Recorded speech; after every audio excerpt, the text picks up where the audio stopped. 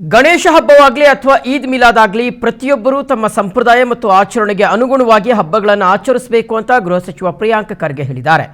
ಬೆಂಗಳೂರಿನಲ್ಲಿ ಮಾತನಾಡಿದಂಥವರು ಡಿಜೆ ಸಂಸ್ಕೃತಿ ಯಾವಾಗ ಆರಂಭವಾಯಿತು ಮತ್ತು ಯಾವಾಗಿಂದ ಬಳಸಲಾಗ್ತಿದೆ ಅನ್ನೋದನ್ನು ಪರಿಗಣಿಸಬೇಕಾಗಿದೆ ಎಂದರು.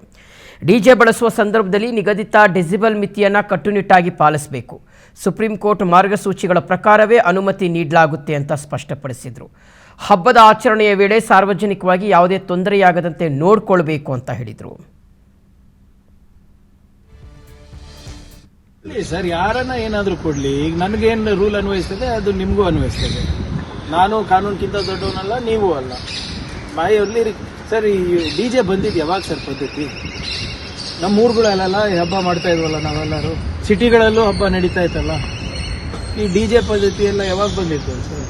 ನಾನು ಎಷ್ಟೊಂದು ಸರಿ ನೋಡ್ತೀನಿ, ಬಹಳಷ್ಟು ಮಹನೀಯರ ಜಯಂತಿಗೆ ಜನರು ದೊಡ್ಡ ದೊಡ್ಡ ಡಿಜೆಗಳು ಹಾಕೊಂಡು ಕುಣಿದು ಕುಪ್ಪಳಿಸಿ ಎಲ್ಲ ಮಾಡ್ತಾರೆ.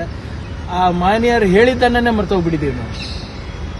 ಅವರ ಆಚರಣೆ, ಅವ್ರ ತತ್ವದ ಆಚರಣೆ, ಆ ಸಿದ್ಧಾಂತದ ಆಚರಣೆನೇ ಮರ್ತೋಗ್ಬಿಟ್ಟಿದ್ದೀವಿ. ಬರೀ ಡಿಜೆ ಮೇಲೆ ಕಾನ್ಸಂಟ್ರೇಟ್ ಮಾಡ್ತಾ ಇದ್ವಿ. ಆ ಡಿಜೆನಲ್ಲಿ ಯಾವ ಹಾಡ ಹಾಕ್ತಾರೆ, ಆ ಮಹನೀಯರ ಸಿದ್ಧಾಂತಕ್ಕೆ ತತ್ವಕ್ಕೆ ಸಂಬಂಧ ಇಲ್ಲ. ಈ ಹಬ್ಬಗಳಲ್ಲಿ, ಉತ್ಸವಗಳಲ್ಲಿ ಯಾವ ಹಾಡುಗಳು ಹಾಕ್ತವೆ ನಿಮಗೆ ಗೊತ್ತಿದೆ. ಅದರಲ್ಲಿ ಮಾಡಿ ಸಂಭ್ರಮ ಮಾಡಿ, ಯಾರು ಬೇಡ ಅಂತಿಲ್ಲ. ಇದೆಲ್ಲ ನಮ್ಮ ಸಂಸ್ಕೃತಿ, ನಮ್ಮ ಕಲೆ, ನಮ್ಮ ಆಹಾರ ಪದ್ಧತಿಗಳು, ಇವೆಲ್ಲನೂ ನಾವು ಮುಂಚೆಯಿಂದನೂ ಮಾಡ್ಕೊಂಡು ಬಂದಿದ್ದೀವಿ. ಈಗಲೂ ಮಾಡಬೇಕು, ಮುಂದನೂ ಬರ್ಸ್ಬೇಕು. ಮುಂದಿನ ಪೀಳಿಗೂ ಇದನ್ನ ನಾವು ತಿಳಿಸ್ಬೇಕು. ಆಗಲಿ ಸರ್.